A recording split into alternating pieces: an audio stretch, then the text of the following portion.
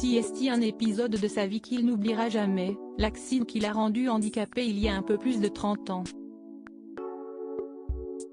C'était le 17 janvier 1990, Jamel Debbouze était alors âgé de 14 ans.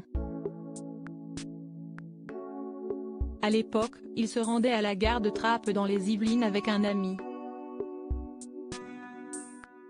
Pour gagner du temps et atteindre les bus, tous les deux ont traversé les voies, percutant alors le Paris-Nantes qui passait à ce moment-là. Son camarade est tragiquement mort sur le coup, Jamel Debbouze s'est quant à lui réveillé à l'hôpital.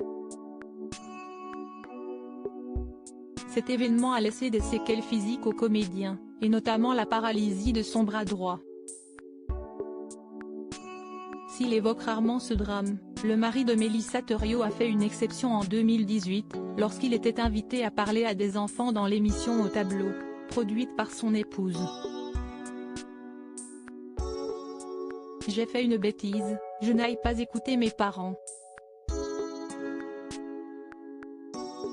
Je me suis rendu compte tard que c'était une bêtise de ne pas écouter ses parents. Je suis sorti tard, alors que je n'aurais pas dû. Et je me suis retrouvé sur un quai d'une gare. J'ai vu le bus passer et je ne voulais pas le rater et j'ai traversé les rails en pleine nuit, sans regarder ni à droite ni à gauche. Je voulais juste gagner du temps, expliquait-il à son jeune public.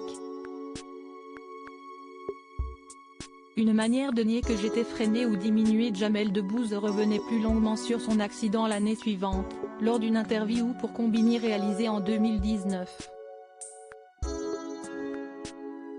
Il se confiait plus particulièrement sur son étonnante réaction après avoir compris qu'il serait paralysé à vie.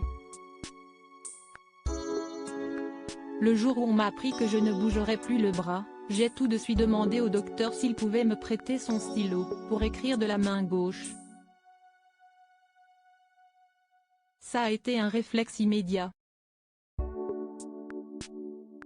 Parce que, pas de temps à perdre, tu vois. Et je me suis mis à danser tout de suite.